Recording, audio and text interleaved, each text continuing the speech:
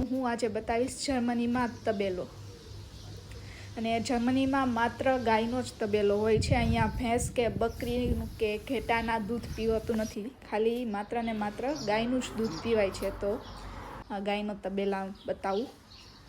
ને અહીંયાથી તમને ફ્રેશ દૂધ પણ મળે છે, તો એ પણ બતાવું કે કઈ રીતનું મશીન હોય છે, એમાંથી આપણે ડાયરેક્ટ દૂધ લેવાનું હોય છે.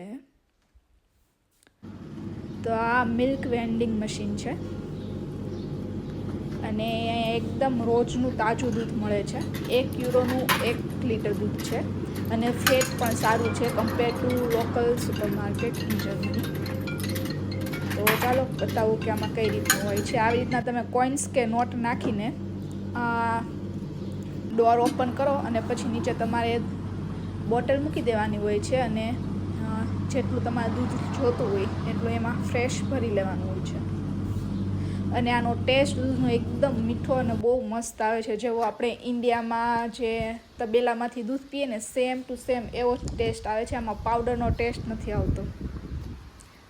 અને આ આખું છે તબેલો અને એની આસપાસનો એરિયો કે એમાં ગાયનું ઘાસ ને નીણ ને એવું બધું રાખે એ પણ છે. અને પ્લસ મિલ્કને થોડું ઠંડુ કરીને રાખે છે, એટલે સારું રહે એટલા માટે. અને પછી આ મેં 2.5 લીટર દૂધ હતું અને એને ગરમ કર્યું છે અને એને ઓવરનાઇટ માટે ફ્રીજમાં રાખ્યું હતું, એટલે મલાઈ મસ્ત જામે. અને જો તમે કેટલી જાડી મલાઈ જામી છે. અને આ મલાઈ મેં અહીંયાના સુપર માર્કેટમાંથી લીધેલા દૂધ હારે કમ્પેર કરી તો બહુ વધારે નીકળે છે અને સુપર માર્કેટના દૂધમાં બહુ ઓછી નીકળે છે. અને મલાઈ પણ એકદમ મીઠી છે.